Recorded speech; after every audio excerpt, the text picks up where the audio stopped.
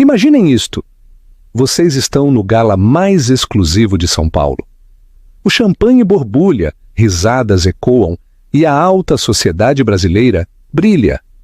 De repente, a amante do seu marido te encurrala na frente de todos e, com um sorriso malicioso, te ordena como se você fosse uma criada. Minha taça está vazia, traga-me outra. O salão congela. Todos esperam que você desmorone. Mas o que eles não sabem é que o patriarca da família, o temido Dom Arthur, está observando tudo. E no final dessa noite, um único documento mudará para sempre o destino de todos, provando que a pessoa mais silenciosa na sala é muitas vezes quem detém o verdadeiro poder. Você está pronto para esta história de traição, humilhação e uma vingança silenciosa? Siga lendo. A entrada de cascalho da fazenda. O cascalho estalou sob os pneus de sedãs europeus impecáveis, um som que Amélia Mendes havia associado a uma sensação sufocante de pavor. A fazenda, um extenso testemunho de 3 gerações da fortuna dos Mendes de Castro, aninhada nas colinas ondulantes da Serra da Cantareira, se preparava para sua joia da coroa, o gala anual da Fundação Mendes de Castro. Para o mundo exterior, isto era filantropia, em seu ápice de glamour. Para a Amélia, era sua humilhação anual, orquestrada com guardanapos monogramados e o julgamento silencioso e sufocante da família de seu marido. Amélia não era, por natureza, uma mulher que pertencia à fazenda. Era uma mulher de bibliotecas tranquilas e do cheiro de tela e verniz antigo. Ela havia sido uma jovem curadora no MASP, Museu de Arte de São Paulo, especializada em arte marítima, quando conheceu Júlio Mendes de Castro. Na época, ele fora encantador, um turbilhão de sorrisos confiantes e uma graça inata e fácil. Ele a cortejou com uma determinação singular que ela, uma bolsista de uma cidade do interior de Minas Gerais, havia confundido com amor. Foi só depois do casamento, depois que sua assinatura secou nos papéis que aprendiam a ele, que ela percebeu que não havia sido amor.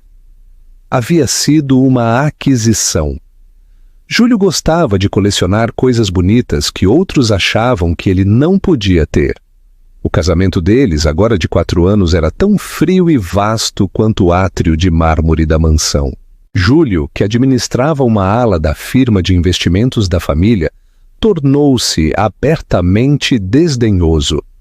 Ele viajava constantemente a negócios, viagens que Amélia sabia, pelos sussurros da equipe e o frio aroma floral em suas camisas, que eram tudo menos isso. Ele a tratava menos como uma esposa e mais como uma peça de decoração inconveniente, mas necessária. Ela era a estável, o pano de fundo apropriado para a vida deslumbrante dele, e esperava-se que ela desempenhasse seu papel, organizar suas festas, sorrir para seus parentes e, acima de tudo, guardar silêncio. O verdadeiro dono da fazenda não era Júlio, mas seu pai, Dom Arthur Mendes de Castro. Dom Arthur era um homem esculpido em granito e dinheiro antigo. Tinha 60 e poucos anos, com uma cabeleira prateada e olhos que não perdiam nada. Ele raramente falava com Amélia, mas ela frequentemente sentia o olhar dele sobre ela do outro lado de uma mesa de jantar ou do final de um longo corredor. Não era um olhar gentil, nem abertamente cruel. Era uma avaliação. Ele a olhava como olhava para relatórios do mercado de ações ou para a paisagem marítima de J.M.W. Turner no escritório, analisando seu valor, sua autenticidade, seu desempenho. Amélia morria de medo dele. Ele era o patriarca, o que controlava toda a fortuna familiar, e nunca, nenhuma única vez, lhe dera um sinal de aprovação. Sua esposa, a mãe de Júlio, havia falecido anos atrás, deixando Dom Arthur como o único e indiscutível governante da dinastia Mendes de Castro. Na manhã do gala, Amélia estava no grande salão de baile, supervisionando a colocação dos arranjos florais de centro de mesa. Ela usava um vestido de linho azul marinho simples, o cabelo loiro mel, preso em um coque discreto. Ela parecia, ela sabia, uma organizadora de eventos de alta qualidade, não a senhora da casa. As peônias da mesa principal estão murchando, senhora de Castro, disse Dona Lúcia, a governanta. Dona Lúcia era uma mulher severa que servia à família há 30 anos e era a única pessoa na casa que tratava a Amélia com um certo respeito profissional. Obrigada, Dona Lúcia. Providenciarei a substituição, disse Amélia, sua voz suave, mas clara. E, por favor, certifique-se de que o quarteto de cordas tenha seus lanches antes que os convidados cheguem desta vez. O ano passado foi inaceitável. Sim, senhora. Dona Lúcia assentiu brevemente com aprovação.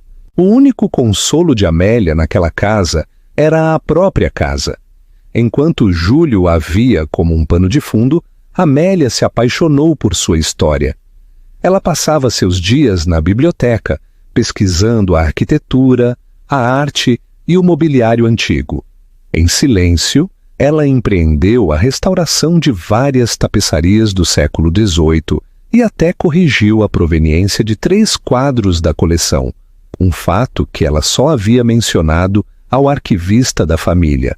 Ela conhecia todos os segredos da fazenda, desde o rangido do chão do patamar do 3º andar até o leve cheiro de tabaco que ainda pairava nas cortinas de veludo do escritório de Dom Arthur.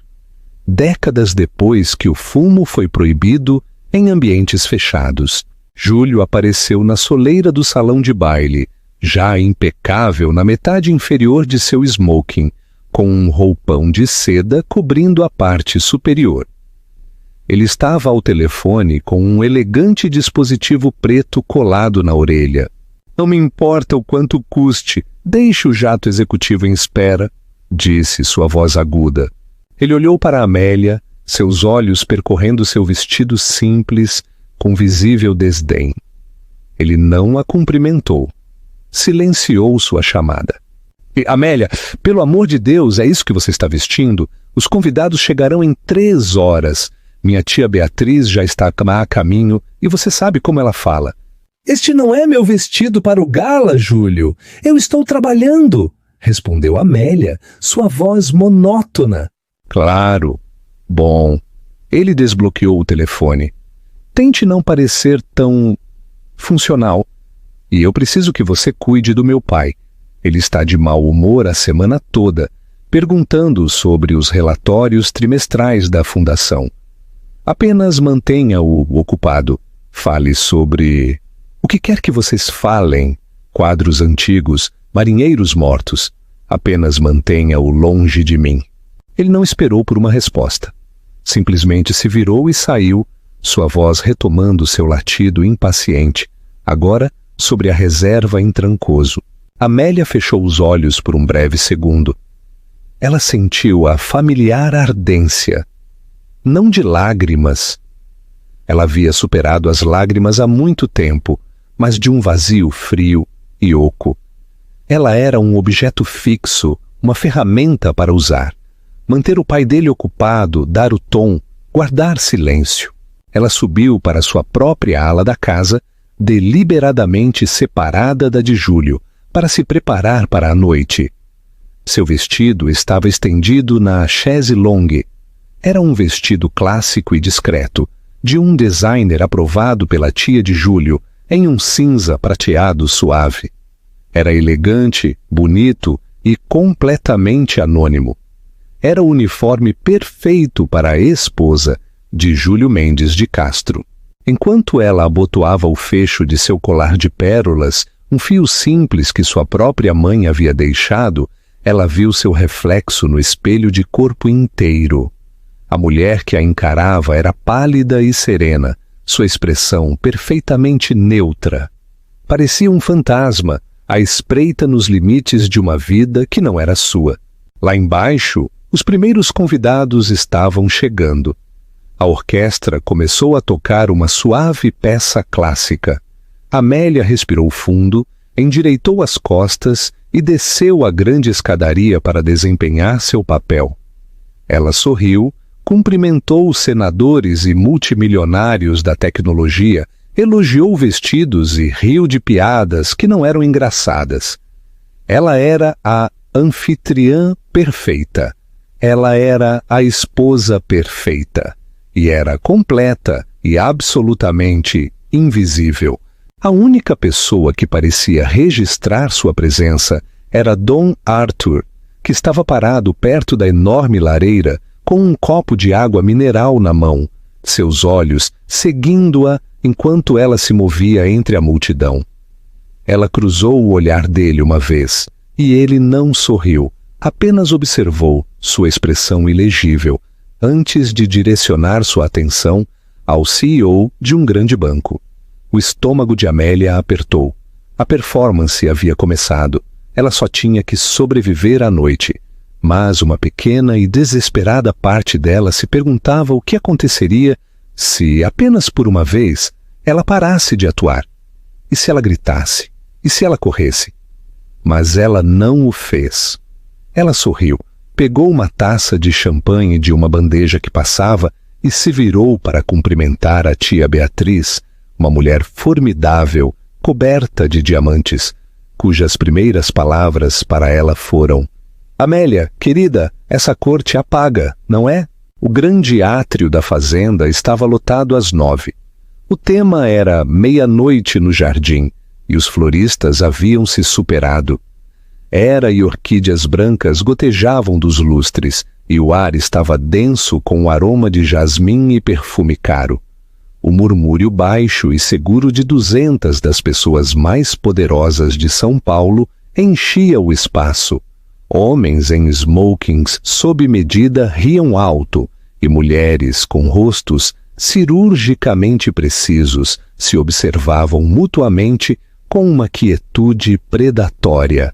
Amélia era uma anfitriã magistral, uma habilidade nascida do desespero. Ela deslizava de grupo em grupo, garantindo que as taças estivessem cheias, fazendo apresentações entre um magnata da tecnologia e um proeminente galerista, e habilmente afastando um político ligeiramente embriagado de um jornalista. Ela estava no piloto automático, seu sorriso uma máscara cuidadosamente construída. Júlio, por sua vez, era o centro das atenções, ao lado da imponente escultura de gelo de um cisne.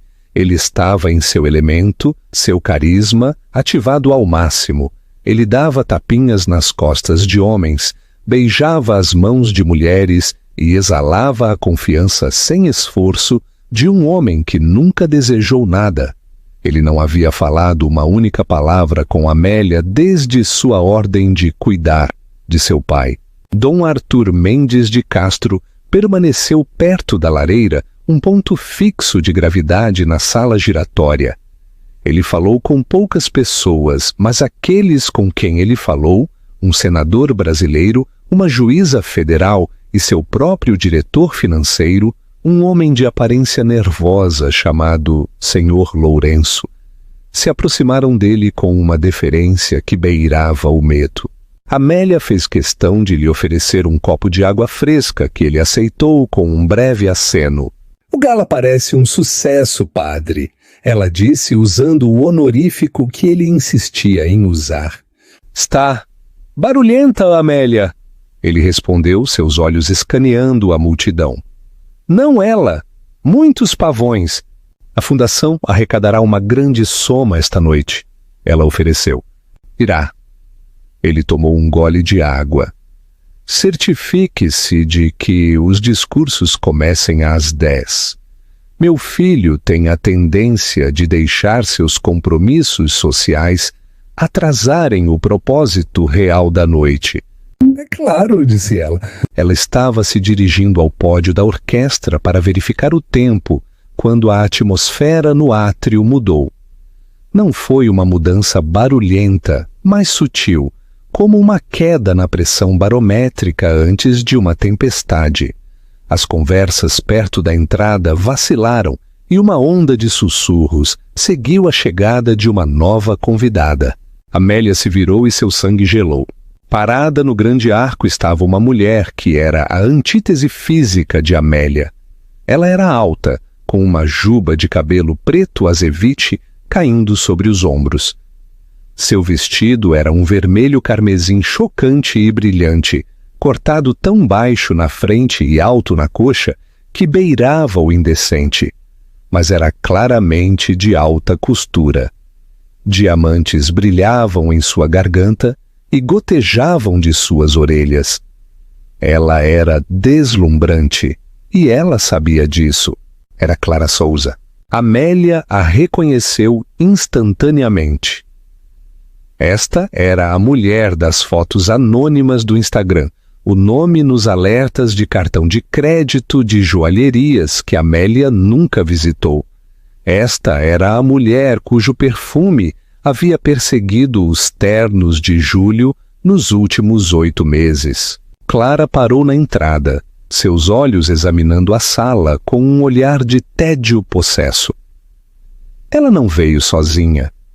Estava de braços dados com um primo mais jovem dos Mendes de Castro, um garoto de 20 e poucos anos com um fundo fiduciário chamado Marcos, que parecia confuso e completamente cativado. Clara havia encontrado seu caminho. Amélia observou como Júlio, no meio de uma risada com um presidente de banco, a viu. Sua risada morreu. Seu rosto, por uma fração de segundo, era uma máscara de puro pânico. Então ele se recompôs, deu um breve aceno ao banqueiro e começou a se mover. Não em direção a Clara, mas ostensivamente para longe dela, em direção ao terraço. Mas Clara não estava ali por Júlio.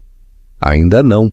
Seus olhos varreram a sala, passando com desdém sobre a decoração luxuosa, os convidados importantes, e finalmente pousaram em Amélia. Um sorriso lento e venenoso se espalhou pelos lábios perfeitos e vermelho rubi de Clara. Ela se desvencilhou do infeliz Marcos e começou a se mover pela multidão. Ela se movia como uma pantera, toda nervo e graça predatória, e os convidados se afastavam dela como por instinto. Amélia ficou imóvel perto de uma fonte de champanhe. Ela não conseguia respirar. Era isto. A humilhação privada estava prestes a se tornar um espetáculo público. Ela queria correr, se esconder na biblioteca, simplesmente desaparecer. Mas ela estava presa pelas expectativas da sala por seu papel de anfitriã. Clara Souza parou diretamente na frente dela. Ela era 10 centímetros mais alta do que Amélia, especialmente com seus saltos agulha. Olhou para Amélia de cima a baixo, seu olhar parando no simples colar de pérolas com evidente desprezo. Bem, ronronou Clara, sua voz um murmúrio baixo e rouco projetado para ser ouvido. Júlio disse que mantinha seu pessoal simples, mas isso é um nível completamente novo. Uma pequena bolha de silêncio se formou ao redor delas. Alguns convidados próximos, incluindo a tia Beatriz, a ouviram claramente e agora observavam com interesse faminto e indisfarçado. Com licença, perdoe-me. A voz de Amélia era apenas um sussurro. Ela podia sentir o sangue escorrer de seu rosto. Você é a garota, certo? Clara bateu um dedo longo com a unha carmesim contra o próprio queixo.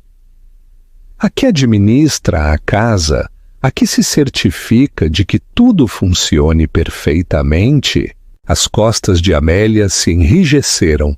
Este era um ataque calculado. Clara sabia exatamente quem ela era. Eu sou Amélia Mendes de Castro, disse, se esforçando por uma dignidade que não sentia. Esta é minha casa. Clara riu, um som como vidro quebrando. Oh, querida, isso é adorável. Você realmente acredita nisso? Ela levantou sua própria taça, que estava quase vazia. O enorme diamante em seu anel, um que Amélia reconheceu de uma avaliação de seguro recente, brilhou sob o lustre. Não seja boba. A esposa de Júlio é apenas um título, um substituto. Ele precisa de alguém para garantir que a roupa de cama esteja limpa. Ela empurrou a taça contra o peito de Amélia. Agora seja boazinha e vá correndo. Você, serva, minha taça está vazia. E me traga um daqueles bolinhos de caranguejo. Vamos, vamos. O mundo se reduziu ao espaço entre as duas mulheres. O som da orquestra, o murmúrio de 200 conversas, o tilintar dos copos, tudo se desvaneceu em um silêncio ensurdecedor e apressado. Serva! A palavra ficou no ar. Um dardo envenenado. Não era dirigido apenas a Amélia, mas ao seu vestido simples, suas pérolas modestas, toda a sua existência. O sorriso de Clara era amplo e triunfante. Seus olhos brilhavam com uma malícia tão pura que era quase impressionante. Ela estava gostando disso, absorvendo a atenção cativada dos convidados ao redor. A tia Beatriz parecia positivamente eufórica. A mão de Amélia, que estava ao lado dela, tremeu. Ela queria dar um tapa naquele rosto perfeito e presunçoso. Ela queria gritar, queria pegar a taça de champanhe e quebrá-la no chão de mármore, mas ela era uma Mendes de Castro, por nome e produto de uma educação pragmática mineira. Ela não fazia um espetáculo, ela não dava satisfação ao bule. Eu não sou sua serva, disse Amélia. Sua voz tremeu apenas ligeiramente. Eu sou a esposa de Júlio. A risada de Clara foi mais alta desta vez. Um guincho agudo e penetrante que atraiu ainda mais a atenção. Oh, querida, eu sei! É isso que o torna tão patético! Ela se inclinou, baixando a voz para um sussurro conspiratório, mas audível. Ele te chama de ratinha dele, sua guardiã, a mulher chata e sem sexo com quem ele teve que se casar para manter o pai dele feliz. Mas sou eu quem ele quer. Ela empurrou a taça com mais força, a borda batendo no peito de Amélia. Agora você vai me trazer meu champanhe ou eu tenho que reclamar com o homem da casa? Ah, espere. Ela se virou teatralmente. Você deveria ser a serva, certo? Amélia olhou para além de Clara, seus olhos procurando desesperadamente por Júlio. Ela o encontrou. Ele estava a não mais de 3 metros de distância, parcialmente escondido por uma grande palmeira em vaso. Ele tinha visto tudo. Ele tinha ouvido cada palavra. Seus olhos se encontraram. O olhar de Amélia era uma súplica silenciosa e desesperada. Me ajude. Pare com isso. Diga alguma coisa. O rosto de Júlio estava pálido, sua expressão uma mistura de medo e irritação. Ele olhou para Amélia, depois para Clara e depois para sua tia Beatriz, que o observava expectante. Ele viu o anel no dedo de Clara, o anel que ele havia comprado para ela. Viu a humilhação no rosto de sua esposa, e ele fez o imperdoável. Ele fez um movimento de cabeça pequeno, quase imperceptível. Virou-se, deu um passo em direção ao terraço e levantou sua própria taça para um conhecido que passava, fingindo não ter visto nada. Ele a abandonou, a deixou para ser devorada. Aquele único ato de covardia quebrou o último e frágil remanescente da esperança de Amélia. O vazio que ela sentiu antes se transformou em uma dor aguda e física, uma lasca de gelo em seu peito. Júlio não era apenas negligente, ele era cruel, ele era um covarde. Viu? Sussurrou Clara, sua vitória completa. Ele nem se importa, você não é nada, você é apenas a serva. Uma lágrima quente e pungente finalmente se libertou e rolou pela bochecha de Amélia. Ela a enxugou, mortificada. Lágrimas eram o que Clara queria. Patética, retrucou Clara. basta já. A voz não era alta, mas atravessou o átrio como um bisturi de cirurgião. Era profunda, grave e irradiava uma autoridade que silenciou toda a sala em um instante. A orquestra hesitou, os violinos escorregando um lamento discordante antes de parar completamente. Dom Arthur Mendes de Castro saiu da sombra da grande escadaria. Ele estava parado a menos de 6 metros em um recesso, observando toda a troca. Seu rosto era uma máscara de fria fúria. Clara Souza, que nunca havia conhecido o patriarca, não reconheceu a mudança de poder. Ela se virou para ele, irritada com a interrupção. Com licença, estamos tendo uma conversa particular. Não, disse Dom Arthur, dando um passo à frente. Vocês estão tendo uma execução pública e eu a estou encerrando. A confiança de Clara vacilou pela primeira vez. Ela olhou de Dom Arthur para os rostos aterrorizados dos convidados, depois de volta para Dom Arthur. E quem é você? Dom Arthur nem sequer olhou para ela. Seus olhos estavam fixos em seu filho, Júlio, que havia parado, imóvel, nos degraus do terraço, as costas ainda meio viradas. Júlio! Ordenou Dom Arthur. O nome foi um estalo de chicote. Júlio se virou lentamente, seu rosto lívido. Padre, ele balbuciou. Eu só estava tomando um pouco de ar.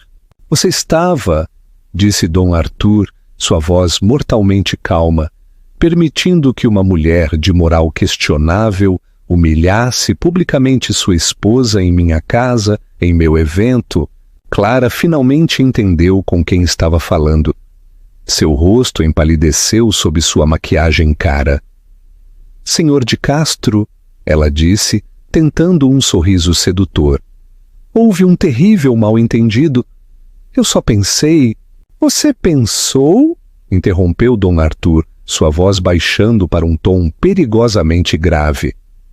Que você poderia entrar na minha casa, sem ser convidada, ostentando um anel que meu filho provavelmente comprou com dinheiro que ele não ganhou, e insultar a senhora desta casa?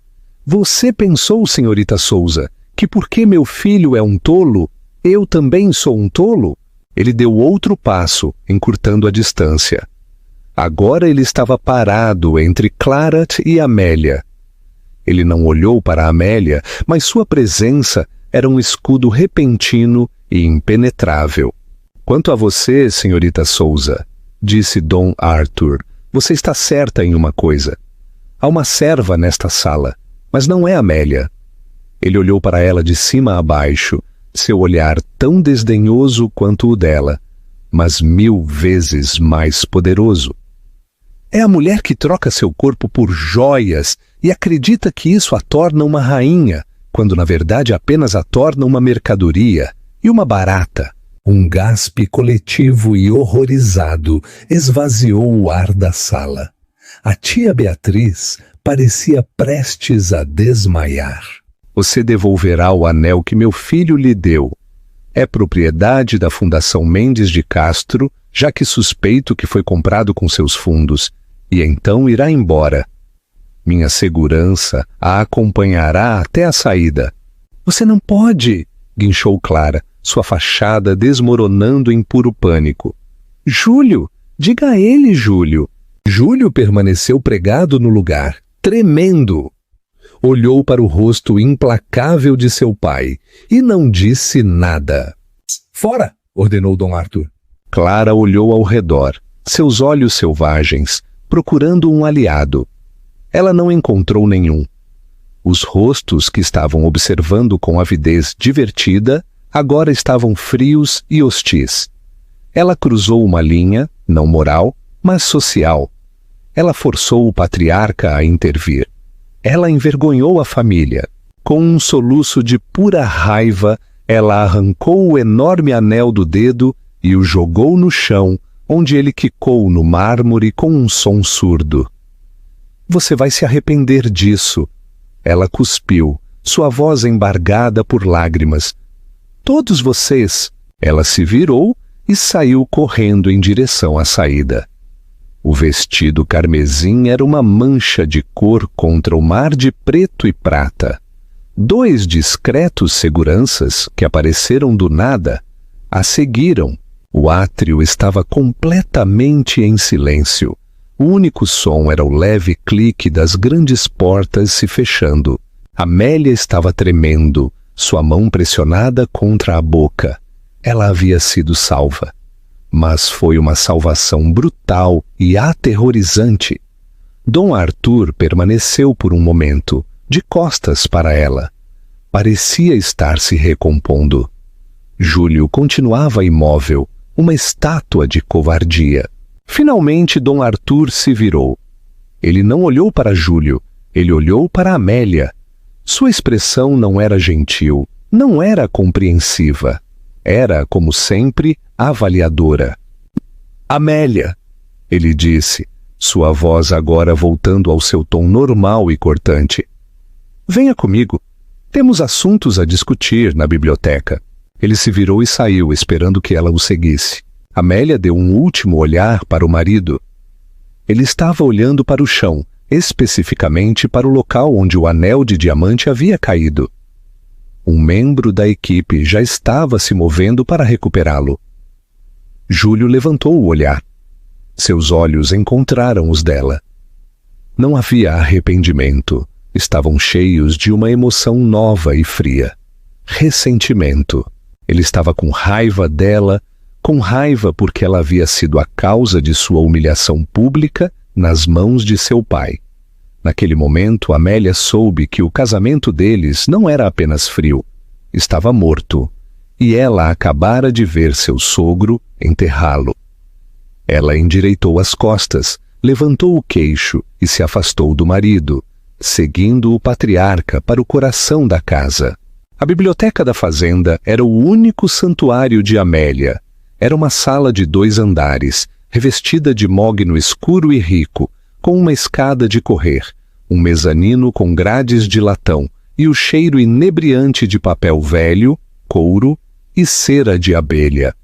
Enquanto o resto da mansão parecia um museu, a biblioteca parecia viva, um receptáculo de história e conhecimento.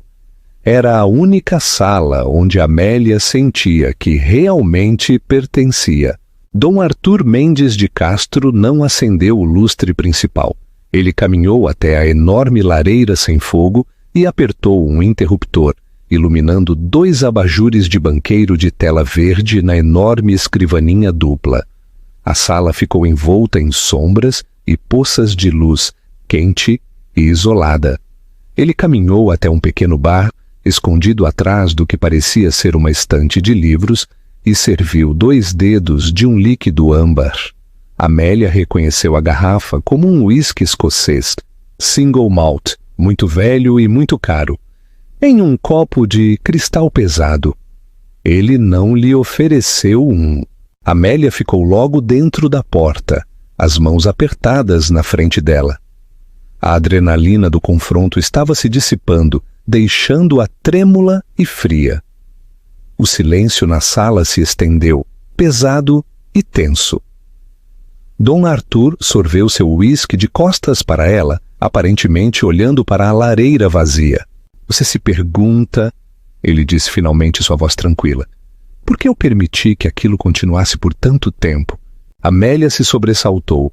Ela não estava se perguntando isso. Ela estava simplesmente grata pela intervenção.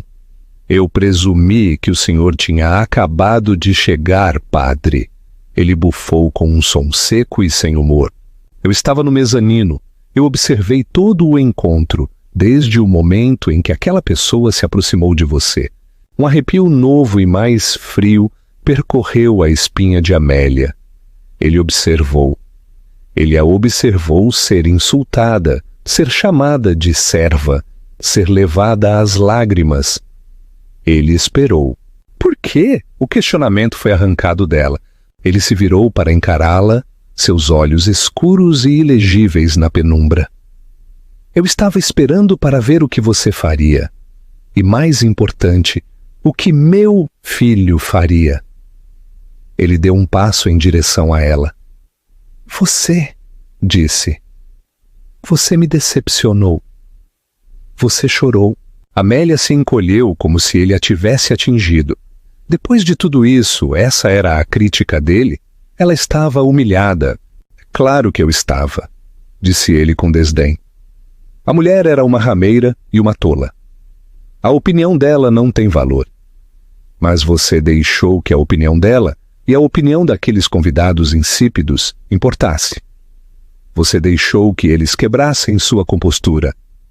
Uma Mendes de Castro, mesmo que por casamento, não chora onde o inimigo pode ver. Ela não é minha inimiga, disse Amélia, encontrando uma pequena faísca de desafio. Ela é a de meu marido. Erro. Um vislumbre de algo. Era a aprovação? Passou pelos olhos de Dom Arthur. Um erro, sim. Um custoso. Ele caminhou até ela e apontou para a parede oposta à escrivaninha. Venha aqui. Ele estava parado em frente ao quadro que ela tanto admirava. A paisagem marítima de J.M.W. Turner era uma representação rodopiante e caótica de um navio lutando contra uma tempestade. O céu era um vórtice de luz amarela, cinza e branca. Meu avô o comprou em 1930, disse Dom Arthur, sua voz suavizando pela primeira vez. Disseram a ele que era um Turner. A família acreditou nisso desde então. Está catalogado em nosso inventário de seguro como atribuído a J.M.W. Turner, com um valor de 40 milhões de reais. Ele olhou para ela. Júlio, quando perguntei a ele sobre isso, disse que era velho e escuro e que provavelmente deveríamos vendê-lo e comprar um Warhol. Amélia não pôde evitar um pequeno e triste sorriso. Isso era Júlio. Perfeitamente. A senhora, no entanto, continuou Dom Arthur, passou muito tempo nesta sala. Eu a vi. Você esteve estudando-o? Ele tocou a pequena placa de latão na moldura. Fale-me sobre meu quadro, Amélia. E eu quero a verdade, não as frases feitas que você diz à minha irmã Beatriz. Era isto. A avaliação.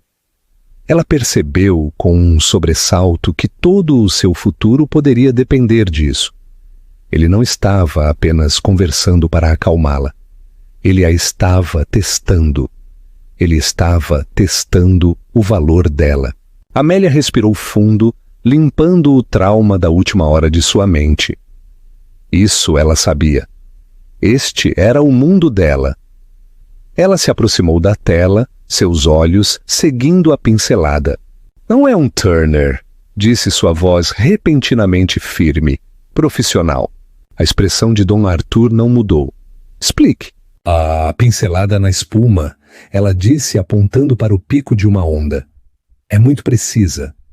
O gênio de Turner estava no caos. Ele pintou a sensação do spray do mar, não o spray em si. Isto é tecnicamente brilhante, mas é imitativo. O impasto é pesado, mas está aplicado, não lutado. Turner lutava com sua pintura. Ela moveu o olhar para a assinatura, mal visível no canto escuro. E a assinatura está incorreta. O J é muito enrolado, mas a maior pista é a tela. Eu a pesquisei nos arquivos. O tecido da tela é belga, e a composição química do gesso não estava amplamente disponível até 1855. Turner morreu em 1851. Ela havia colocado todas as suas cartas na mesa. Acabara de dizer ao patriarca da família Mendes de Castro que seu precioso quadro de 40 milhões de reais era falso. Dom Arthur permaneceu em silêncio por um longo tempo. Ele encarou o quadro, depois a ela. Então não tem valor? Disse. Não, disse Amélia rapidamente. Essa é a parte fascinante. Não é sem valor.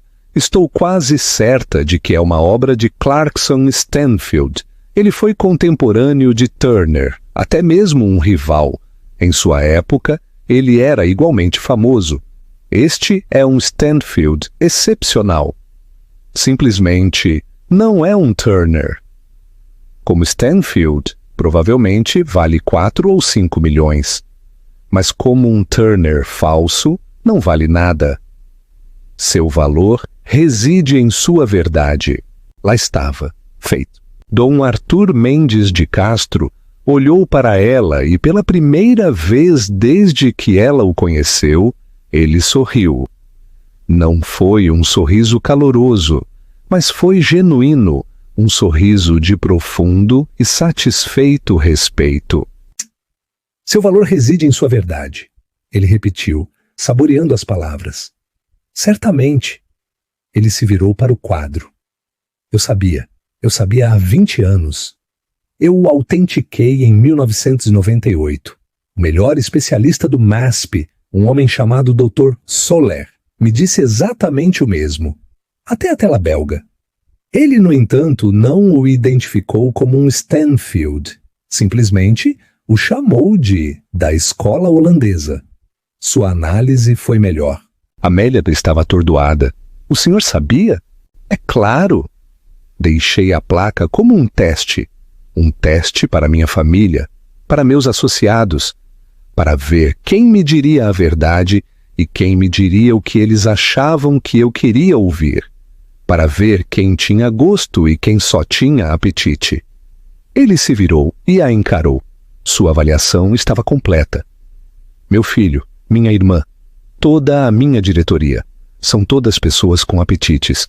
Vem uma placa que diz 40 milhões e elogiam a moldura.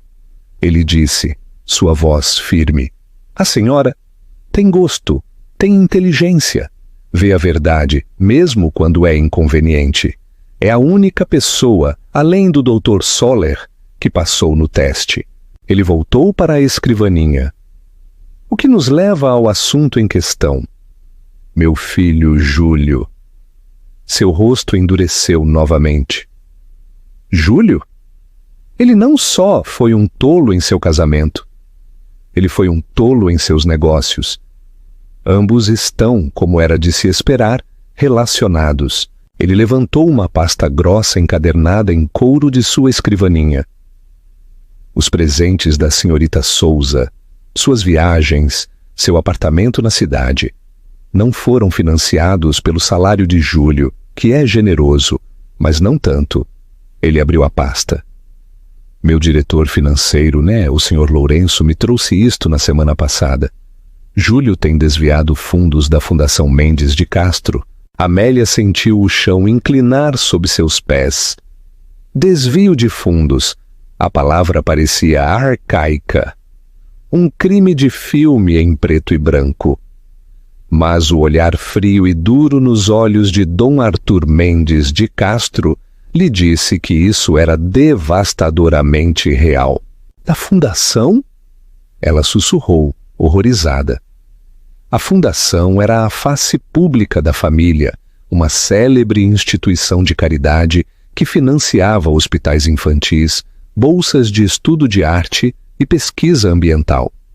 Era a fonte do poder social e político da família Mendes de Castro. Exatamente, disse Dom Arthur, sua voz tingida de gelo. A hipocrisia é bíblica. Ele tem desviado sistematicamente fundos do Fundo de Doações do Hospital Infantil Sabará, nosso maior parceiro de caridade. Ele deu um toque em uma planilha dentro da pasta. Não foi brilhante, foi descarado. Ele aprovou uma série de faturas de uma empresa de fachada que ele estabeleceu em Andorra. Uma firma de consultoria. O total nos últimos 18 meses chega a pouco mais de 4 milhões de reais. Amélia afundou em uma das poltronas de couro em frente à escrivaninha. Ela se sentiu enjoada. Durante todo esse tempo, ela pensou que Júlio era simplesmente um homem frio, egoísta e adúltero. Ela o pintou como uma vítima de sua criação. Um homem muito fraco para desafiar as expectativas de seu pai. Mas isto não era fraqueza. Isto era malícia. Isto era roubo. Roubar de crianças doentes para comprar diamantes para sua amante. Aquele anel que ele deu a ela, Amélia começou. Era um diamante azul de 250 mil reais. Terminou Dom Arthur. Comprado pela consultoria Souza Lítida. Ele não é apenas um tolo, Amélia. Ele é um criminoso e um descuidado. A mente de Amélia estava acelerada, ligando os pontos. É por isso que ele estava tão aterrorizado quando a viu. É por isso que ele tem perguntado sobre os relatórios trimestrais.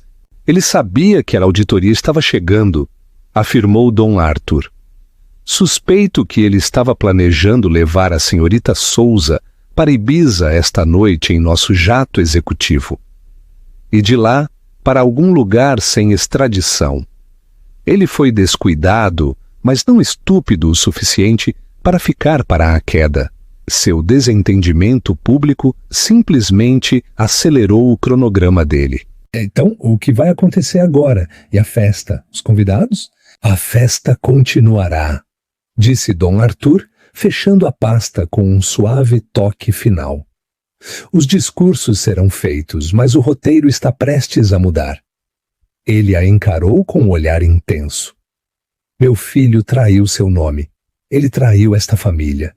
E provou, sem sombra de dúvida, que não é apto para ser seu administrador. O legado Mendes de Castro não é sobre dinheiro, Amélia, é sobre poder.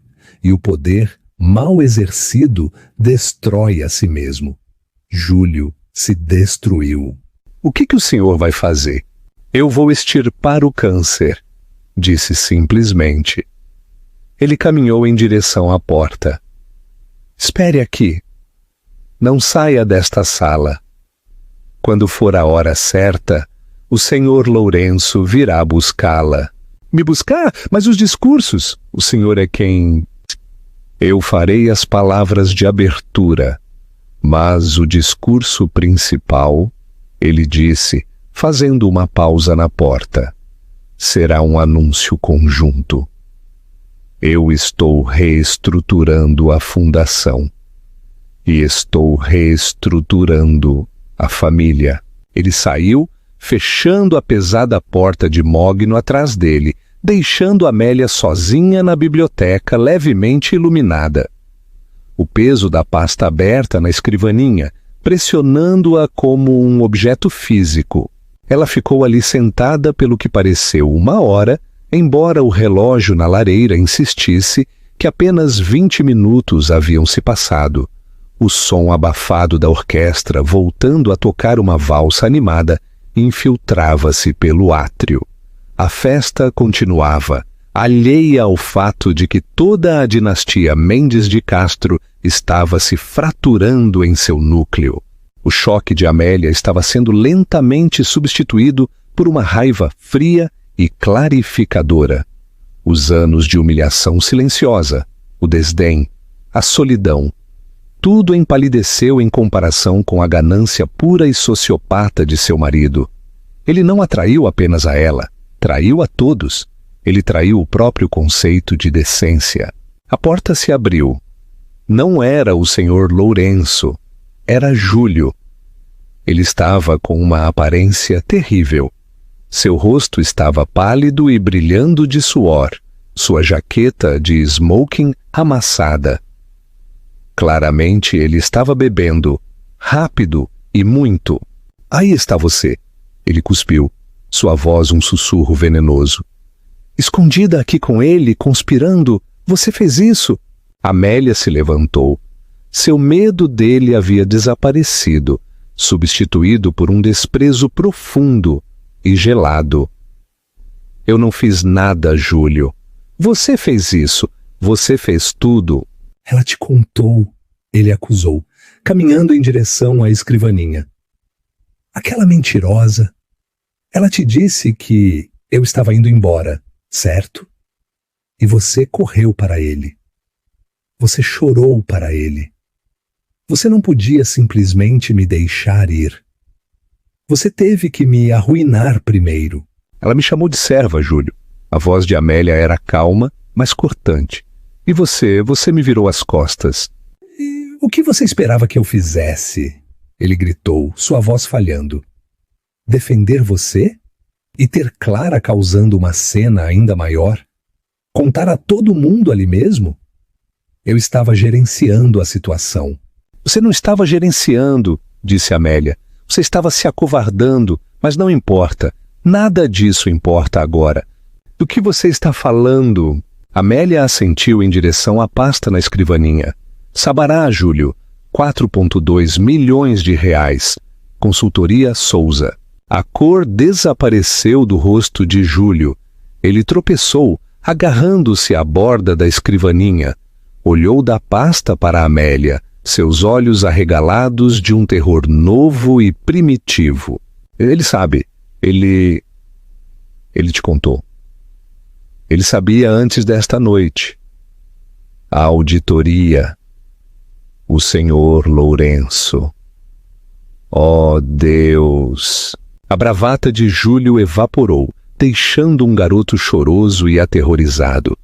Ele agarrou os braços de Amélia, seu aperto a machucando. Amélia, querida, você tem que me ajudar. Por favor, você tem que falar com ele. Diga a ele que eu vou pagar. Eu vou vender meu apartamento. Eu vou vender o carro. Por favor, ele vai te ouvir. Ele gosta de você. Ele sempre gostou de você. A ironia era tão amarga que quase a fez rir. Ele gosta de mim porque eu não sou uma ladra, Júlio. Eu não sou um ladrão. Ele guinchou. Eu estava apenas movendo dinheiro. Era meu dinheiro de qualquer maneira. Minha herança. Eu estava apenas pegando antes da hora. Não era seu dinheiro, era para crianças com câncer. A verdade da palavra pareceu atingi-lo, mas ele não conseguia aceitá-la. Amélia, por favor, não deixe ele fazer isso. Ele vai me arruinar. Ele vai me mandar para a prisão. Você arruinou a si mesmo, disse ela, soltando os braços do aperto dele. Você fez sua escolha, Júlio. Você escolheu os diamantes. Você escolheu as viagens. E você escolheu deixar aquela mulher me humilhar. Você escolheu me virar as costas. E agora não sobrou nada para o qual voltar. Sua vadia! Ele sibilou, seu medo virando raiva. Você é como ele. Fria, calculista. Você queria isso o tempo todo, não queria? Meu dinheiro, meu nome. Agora você acha que pode ter tudo? Antes que ela pudesse responder, a porta se abriu novamente. Era o nervoso senhor Lourenço, com o rosto pálido. Senhora de Castro, é hora! Seu sogro está no pódio. Amélia deu a seu marido um último olhar. Ele era uma criatura patética e quebrada. Um menino em um terno de homem, preso por sua própria ganância colossal. Deus, Júlio, disse ela. Ela saiu da biblioteca, deixando-o sozinho com a evidência de seus crimes, e seguiu o senhor Lourenço em direção ao átrio. Ela podia ouvir a voz de Dom Arthur, amplificada por um microfone, ecoando por toda a casa. O ajuste de contas havia começado. Quando Amélia entrou no átrio, um caminho se abriu para ela. Os convidados, que estavam murmurando sobre a cena com Clara, ficaram em silêncio. Todos podiam sentir que o verdadeiro drama estava apenas começando. Dom Arthur Mendes de Castro estava em um pódio no pequeno palco, um único holofote o iluminando. A orquestra estava em silêncio. E assim, dizia Dom Arthur, sua voz ressonante e forte. A Fundação Mendes de Castro sempre foi um pilar desta comunidade, um pilar construído sobre confiança, sobre integridade. Ele fez uma pausa, seus olhos escaneando a multidão. Ele não a tinha visto chegar. O senhor Lourenço guiou Amélia para o lado do palco, nas sombras. Mas essa confiança, continuou Dom Arthur, foi quebrada. Não por forças de mercado, não por um investimento ruim, mas por uma traição profunda e pessoal de dentro de minha própria casa. Um gaspe coletivo. Este não era o discurso de gala padrão e chato. Meu filho, disse Dom Arthur, e sua voz era monótona, desprovida de toda a emoção. Júlio Mendes de Castro foi destituído como chefe do Comitê de Investimentos da Fundação, com efeito imediato. Mais sussurros, mais olhares de espanto. A tia Beatriz de Júlio parecia estar engasgando com suas pérolas. Chegou ao meu conhecimento, disse Dom Arthur, que Júlio desviou fundos no valor de mais de 4 milhões de reais. Fundos que eram destinados ao Hospital Infantil Sabará. O átrio explodiu em murmúrios horrorizados. Este era um escândalo que abalaria São Paulo por uma década. Onde está Júlio? Gritou alguém. Meu filho está na biblioteca, contemplando as consequências de suas ações, disse Dom Arthur, sua voz como granito. Ele, é claro, reembolsará até o último centavo e enfrentará todas as ramificações legais de seus crimes. A família Mendes de Castro não se esconde de seus erros, nós os retificamos. Ele deixou isso penetrar a finalidade disso. A execução pública havia terminado. Isto, disse Dom Arthur, deixa um vazio na fundação e um vazio na liderança desta família. O legado de uma família não é carregado em seu nome, mas em seu caráter, e meu filho provou que não tem caráter. Seus olhos encontraram Amélia parada nos bastidores. Ele estendeu a mão. Amélia, junte-se a mim. Trêmula, Amélia subiu ao palco. A luz era cegante. Ela podia sentir centenas de pares de olhos sobre ela. Os mesmos olhos que, há uma hora, a viram ser chamada de serva. Ela parou ao lado de seu sogro. O mundo da arte conhece Amélia por seu olhar perspicaz e sua dedicação tranquila. Anunciou Dom Arthur à multidão. Eu a conheço por sua integridade, eu a conheço por sua inteligência e eu a conheço por sua força, qualidades que meu filho carece gravemente. Ele se virou para ela, sua expressão indecifrável. Júlio não apenas traiu a fundação, ele traiu esta casa. Ele traiu sua esposa. Ele trouxe sua indiscrição para seu lar e permitiu que a humilhassem na frente de todos vocês. Ele olhou para a multidão. Todos vocês viram? Viram como ele virou as costas para a própria esposa. Ele fez uma pausa, deixando a vergonha coletiva pousar sobre seus convidados. Deve haver, de fato, uma nova cabeça desta casa. Alguém que entenda o valor deste lar não como um preço, mas como um legado. Alguém que respeitou sua história quando outros a trataram como um hotel. Alguém que vê a verdade, mesmo quando ela está oculta. Dom Arthur se inclinou e de uma prateleira dentro do pódio ele pegou um grande documento encadernado em couro. Era antigo, gravado com o brasão da família Mendes de Castro. Esta, sua voz ressoou, é a escritura original da fazenda. Não é, como muitos acreditam, parte da herança de Júlio. Ela sempre permaneceu em meu nome, exclusivamente. Ele se virou para a Amélia e estendeu o documento. Esta noite, na frente de todos vocês, como testemunhas, eu estou corrigindo um grave erro. Eu estou colocando a administração do lar desta família nas únicas mãos em que confio. Ele colocou o pesado documento nas mãos trêmulas de Amélia. Amélia Mendes de Castro, ele declarou, eu estou entregando a você a escritura desta mansão. Ela é sua. A casa, o terreno e tudo o que contém. Incondicionalmente, com efeito imediato. Amélia olhou para a escritura, depois para Dom Arthur, seus olhos arregalados de descrença. Sogro, eu não posso. Você pode, ele disse, sua voz apenas para ela. Você passou no teste, a casa é sua. E não. Um grito cru e desesperado ecoou do fundo do átrio. Júlio estava lá, seu rosto contorcido em uma máscara de pura raiva infantil. Ele deve ter saído correndo da biblioteca. Você não pode fazer isso! Ele guinchou, tropeçando para a frente. Essa é a minha casa. Essa é minha herança. Os convidados se afastaram, horrorizados com este desmoronamento final e patético. Dom Arthur Mendes de Castro não levantou a voz. Ele falou pelo microfone, suas palavras cortando seu filho com precisão cirúrgica. Sua herança era a honra desta família, e você a vendeu por um diamante azul. Esta casa, ele apontou para Amélia, pertence a ela. A fundação pertence a ela. A partir deste momento, você não é mais um Mendes de Castro, exceto pelo nome.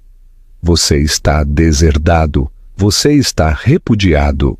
Seu bastardo, soluçou Júlio. Ele voltou seus olhos desesperados e suplicantes para Amélia. Amélia, diga a ele. Diga a ele que ele não pode. É nossa casa. Você é minha esposa. Amélia olhou para o homem que ela uma vez amou. O homem que deixou sua amante destruí-la. O homem que roubou de crianças moribundas. Ela olhou para ele, seu olhar claro e frio. E ela não sentiu nada. Não, nada. Ela sentiu pena. Mas mais do que isso, ela se sentiu livre. Ela segurou a escritura contra o peito. Não, Júlio, disse sua voz clara e forte, projetando-se por toda a sala silenciosa. É minha casa e você está invadindo a propriedade. Dom Arthur acenou para sua equipe de segurança. Acompanhem o senhor de Castro para fora das instalações. Ele não deve levar nada além das roupas que está vestindo. Júlio lutou, mas os dois homens grandes foram eficientes. Eles o pegaram pelos braços. E enquanto ele gritava e amaldiçoava seu pai, amaldiçoava Amélia, amaldiçoava a todos eles, ele foi arrastado para fora do grande átrio, pelas portas da frente da casa, que não era mais dele. As portas bateram. Dom Arthur Mendes de Castro virou-se para o pódio e para a multidão atônita e silenciosa. Ele levantou seu copo de água. Senhoras e senhores, disse como se nada tivesse acontecido. Por favor, retomem sua noite. O bar está aberto. E, por favor, juntem-se a mim para parabenizar a nova presidente da Fundação Mendes de Castro e a nova matriarca da Fazenda, Amélia Mendes de Castro. O gala se desvaneceu. Em 30 minutos, a entrada de Cascalho era uma torrente de faróis se afastando. Os convidados fugiam para espalhar a história que dominaria a cidade por meses. À meia-noite, a casa estava em silêncio, exceto pelos sons quietos e eficientes da equipe limpando os restos da festa. Amélia estava parada no grande átrio, a pesada escritura encadernada em couro ainda em suas mãos. Ela se sentiu suspensa entre o fantasma que ela era naquela manhã e a mulher que ela era agora, a única dona da fazenda. Dom Arthur se aproximou dela.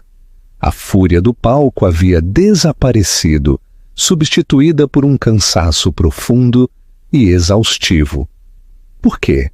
Perguntou Amélia em voz baixa. Por que me dar isto? O senhor poderia ter ficado com ele. Eu sou um construtor, respondeu Dom Arthur. Eu passei minha vida construindo um legado que eu pensei que era para meu filho. Eu estava errado. Eu estava construindo para a senhora. A senhora valoriza a verdade. A senhora passou no teste do quadro, Amélia. Mas, mais do que isso, a senhora passou no teste de caráter. A senhora suportou a crueldade do meu filho com uma dignidade que ele nunca mereceu. Ele a informou que seus advogados chegariam pela manhã para gerenciar as consequências legais e financeiras dos crimes de Júlio e seu divórcio. Eu vou me mudar para a casa da cidade, concluiu. uma transferência formal de poder. A fazenda é sua responsabilidade agora. Depois que ele se foi, Amélia encontrou Dona Lúcia. Sua voz não era mais suave, era clara e firme. Dona Lúcia, o senhor Júlio não retornará. Eu sou a única proprietária da fazenda. Ela deu instruções para a equipe, incluindo aumentos salariais imediatos, e estabeleceu seus planos para o dia seguinte. Pela primeira vez em 30 anos, Dona Lúcia lhe deu um sorriso genuíno e caloroso. Será um prazer, senhora. Semanas depois, a mansão se transformou. Amélia havia estabelecido a Bolsa Mendes de Castro para a conservação de arte, convertendo a ala vazia e luxuosa de Júlio em dormitórios e ateliês. Os 4 milhões de reais recuperados da apreensão dos ativos de Júlio foram devolvidos à fundação, juntamente com uma doação pessoal de Amélia, que dobrou o valor para o Hospital Infantil Sabará. Dom Arthur a visitou na biblioteca, agora um convidado em sua antiga casa. A nova carta da fundação é agressiva, ele comentou. É eficaz, ela respondeu. Estamos ajudando pessoas de verdade. Seu olhar pousou no quadro de Stanfield. Ainda um lembrete de que seu valor reside em sua verdade? Ela disse. Ele sorriu, desta vez calorosamente. Certamente, Amélia, certamente. Ela era a nova matriarca. Não era uma serva. Era a senhora da fazenda. Não por casamento, mas por mérito. O silêncio de Amélia foi confundido com fraqueza, mas era o silêncio da observação. Ela foi a única que viu a verdade, e no final, a verdade lhe deu o poder. O verdadeiro servente era aquele acorrentado à sua própria ganância e arrogância. O que você achou da decisão chocante de Dom Arthur? Foi justiça para Amélia ou uma fria jogada de negócios? Deixe-nos saber sua opinião nos comentários aqui embaixo. Nós lemos absolutamente todos, e suas ideias, realmente, nos ajudam a moldar estas histórias. Se você gostou desta jornada de drama e reivindicação, por favor, mostre seu apoio dando um like nesta publicação e compartilhe com um amigo que adora uma história onde o azarão finalmente vence. E se você ainda não o fez, certifique-se de se inscrever em nosso canal e tocar aquele sino de notificações. Temos muito mais histórias de justiça, vingança e transformações poderosas a caminho, e você não vai querer perder nenhuma.